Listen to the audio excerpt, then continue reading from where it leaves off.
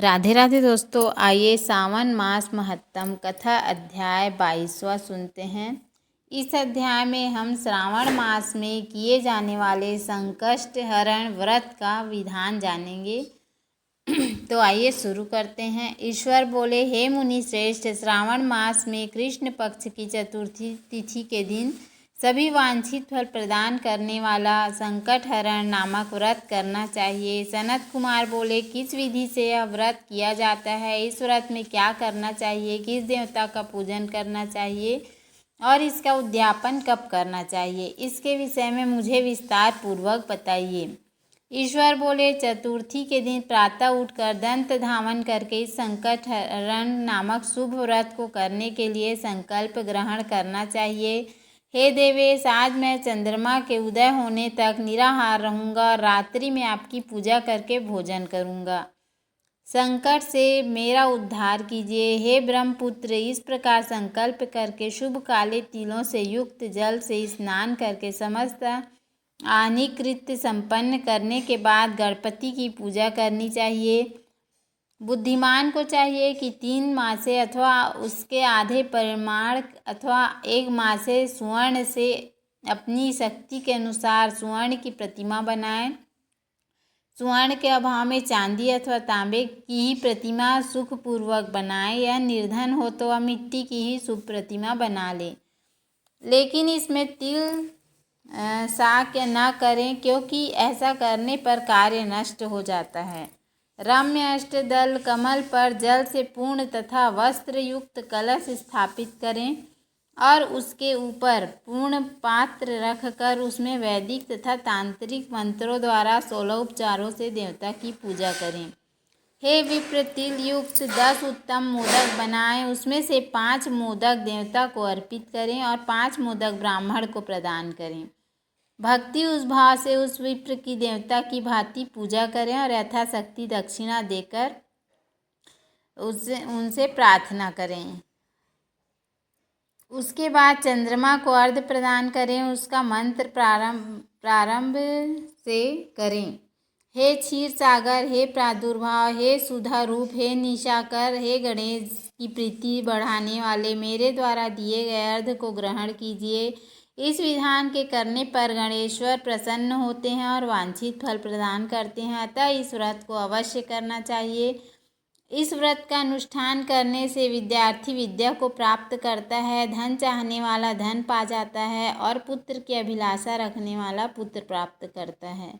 मोक्ष चाहने वाला उत्तम गति को प्राप्त करता है और कार्य सिद्धि चाहने वाले का कार्य सिद्ध हो जाता है और रोगी को रोग से मुक्त हो जाता है और विपत्तियों में पड़े हुए व्याकुल चित्त वाले, चिंता से ग्रस्त मन वाले तथा जिन्हें अपने सुसज्जनों का वियोग हो गया हो, उन मनुष्यों का दुख दूर हो जाता है।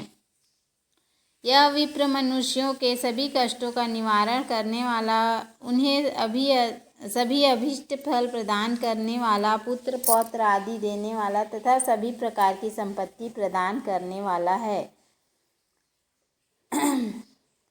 गणेश जी को मोदक इसमें अवश्य अर्पित करना चाहिए। उसके बाद दूर्वा के अंकुर लेकर इन नाम पदों से पृथक पृथक गणेश जी की पूजा करें।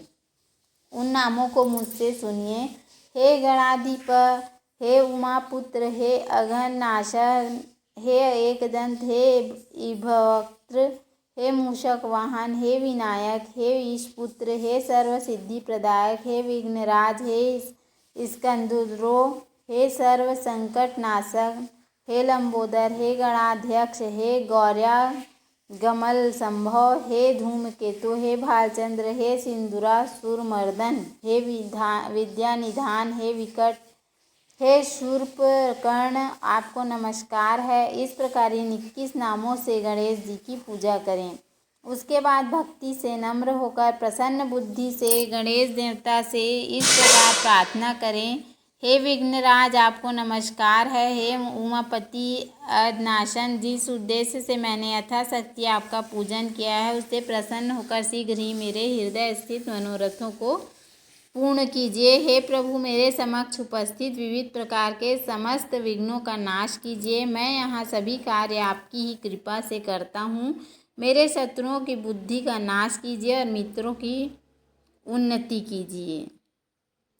उद्यापन के लिए बुद्धिमान को अपने सामर्थ्य के अनुसार स्वर्णमयी गणेश प्रतिमा बनानी चाहिए। उसके बाद उस भक्ति संपन्न मनुष्य को पूर्वोक्त विधान से चंदन, सुगंधित द्रव्य तथा अनेक प्रकार के सुंदर पुष्पों से सजा करनी चाहिए, पूजा करनी चाहिए और एकाग्रचित्त होकर नारिकेल फल से अर्घ्य प्रदान करना चाहिए। पायस से युक्त सूप में फल रखकर और उसे लाल वस्त्र से लपेट कर यह वायन भक्त ब्राह्मण को प्रदान करें।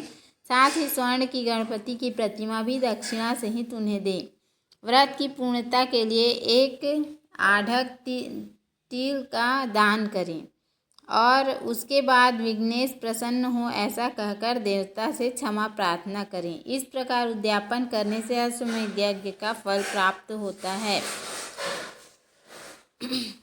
यह उस समय पूर्व कल्प में मेरी आज्ञा से पार्वती ने यह व्रत किया था। तब उन्होंने कार्तिकेय को 4 महीने बाद प्राप्त कर लिया था।